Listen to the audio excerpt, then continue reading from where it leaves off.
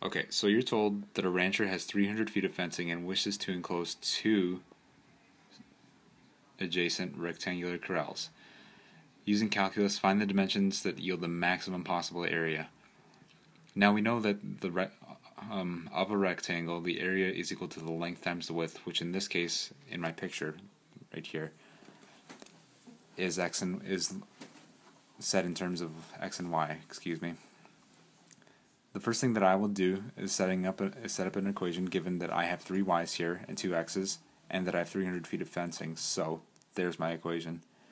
And what I want to do is create a formula in terms of x and y that will yield me area, or at least will help me find the values.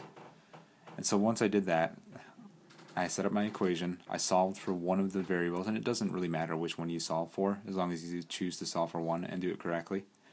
So I ended up with x is equal to 150 minus 3y over 2, or just 3 over 2y, it means the same thing. And using the formula that a is equal to x times y, which is equivalent to length times width in this case, length and width, I substituted the value that I found for x into that formula right there.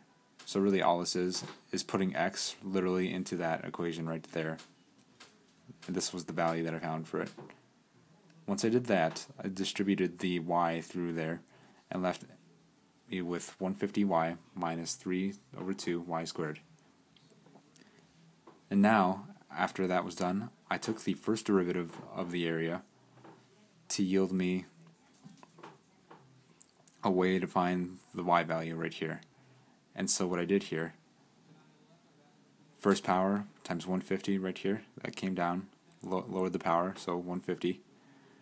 Second power times 3, that goes out in front, the power is lowered. This is all about taking a derivative, which I am assuming you know how to do, so I hope that this is all review for you, of course. So that 2 comes down, cancels that 2 on the bottom right here, leaving you with 3y. So 150 minus 3y is your first derivative. I set that equal to 0, and I solve for y. 50 is equal to y. And what I do is I put that into the equation that I found for x earlier to figure out what the value of x is.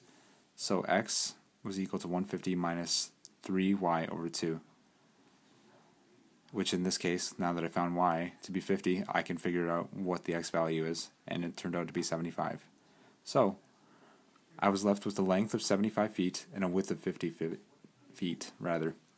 But the question is this the maximum possible area? And that's all that you want. And so what you can do to test for this is to use the second derivative test. And what you want to do is look for a change in concavity, specifically looking for it to be negative so that you would have a maximum value. And so, taking the first derivative that you had previously found up here, right there, figure out what the second derivative is, leaving you a negative 3 right here, coming from there. That negative means that it's concaving down, and that also means that it's a relative max. So concaving down means that you'll have a relative max.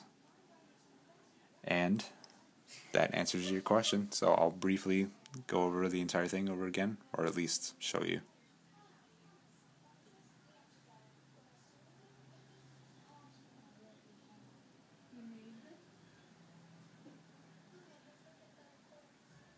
And there you have it.